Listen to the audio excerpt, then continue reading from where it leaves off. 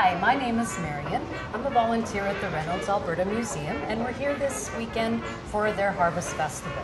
I'm here with my grandson, Drew, and we're going to bake some bread for you, aren't we, Drew? Yeah. Everybody loves baked bread, fresh from the oven. So what we're making today is we're making a recipe with the fast-rising yeast. This way, you'll have bread a lot faster than waiting for hours and hours like they do, or used to do in the past, because they use the old-fashioned variety yeast. I like starting with a plastic bowl. It's easier to mix in, it's easier to knead when we get to that process. So the first thing we have to do, Drew, is we have to measure some flour into this bowl.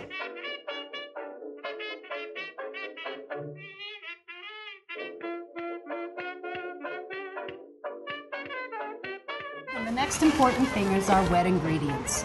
We already have in this bowl pre-measured 3 cups of very warm water. We need the warm water because it helps the yeast rise. And then we need to put in some sugar, and we put the sugar in because that's what feeds the yeast.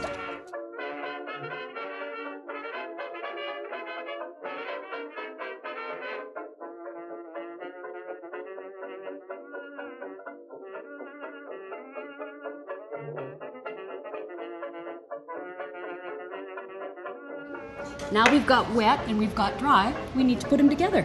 Okay. Okay?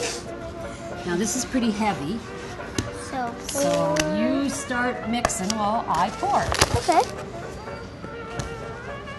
You might want to get 2 hands because it's going to get tough. Ready? Okay. Okay.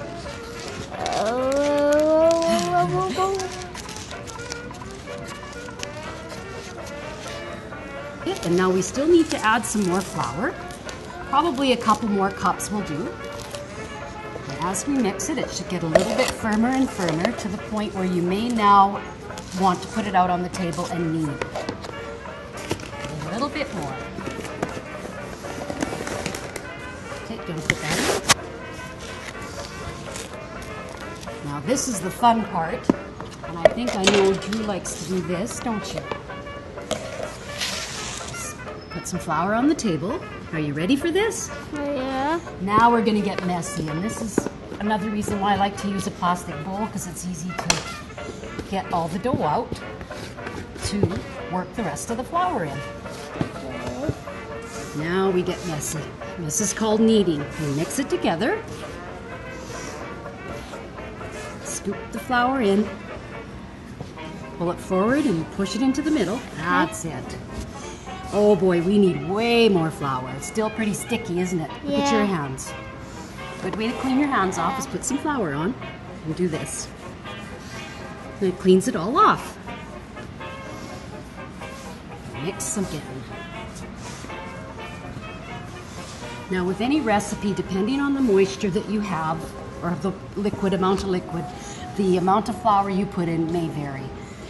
What's in the recipe is just a guideline. As we knead, it gets firmer and firmer and starts to look like bread dough.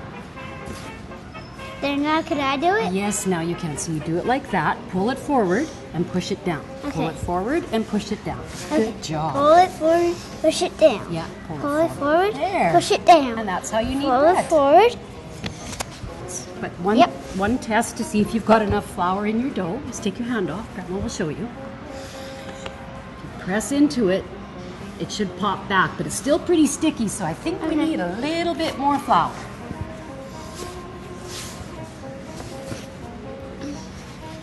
Now with this basic fast-rising yeast recipe, you can use different flours, the whole grain, a multi-grain. You can use this dough. You don't have to make bread. You can do buns, you can do cinnamon buns, very multi-purpose. Can you see your handprint in it? It's ready. My hand. All right, for the rising process, I like to spray, or you can use oil. Use a metal bowl, retains the heat a little bit better. Place it in there. Okay, we'll cover this with a damp cloth. Set it in a warm spot to rise for 15 minutes. We'll punch it down. It'll rise again for another 15 minutes. Then it's ready to form into buns, cinnamon buns, or bread in this case. Let it rise till it doubles in size, and we bake it for about 35 to 40 minutes, depending on the oven, usually at 350 degrees. it's time to take our bread out. Let's have a look and see what it looks like. Are you ready? Yeah. Okay, now stand back because it's very warm. There we go. Pull this out and be very careful and set it on top.